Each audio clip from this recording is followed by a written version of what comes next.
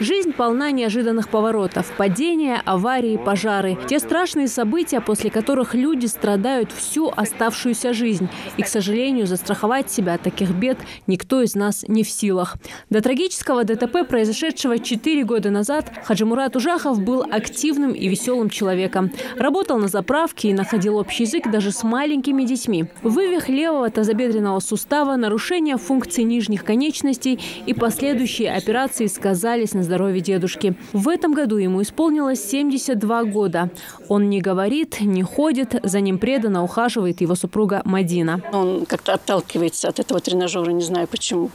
Первый раз, когда я даже объясняла, когда они приехали, Ася, Ахмад, все вот эти вот, он как-то начал заниматься, что-то делать. 2-3 раза он это сделал, да, а потом как-то резко перестал.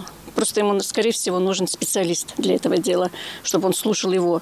А на мой голос он уже как-то не реагирует и ничего не делает. Просто замыкается в себе, вот и все. Вот уже 4-й год Мадина Ужахова в одиночку борется за здоровье мужа.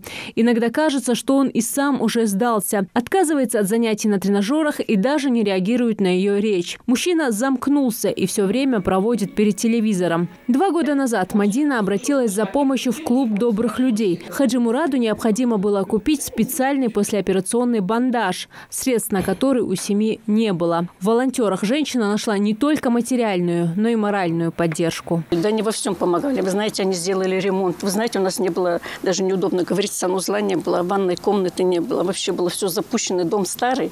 Вы даже сами это видите. Они все нам сделали. И ремонт, и санузел, и ванную комнату, все оборудовали.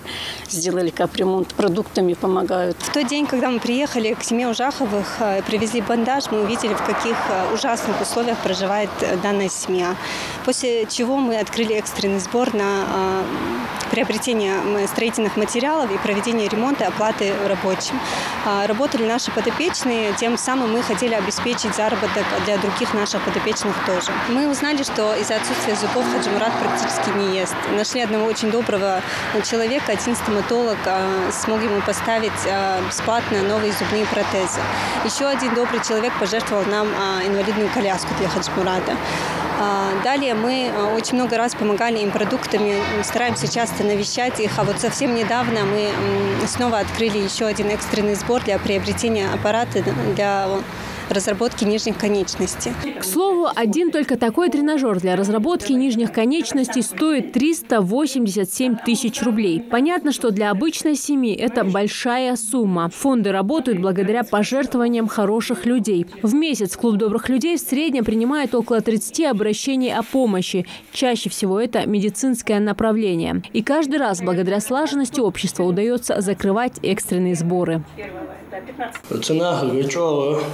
Декчо Берклау, Урсун, Делрясхал, Лилдучо дал Беркет долт, им Беркет Ишмудол, Уздел, ваш хастя дог, дал дог хастулши.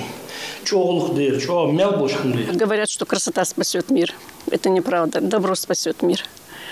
Вы знаете, добрые люди – это вообще… Это же так хорошо, когда они есть.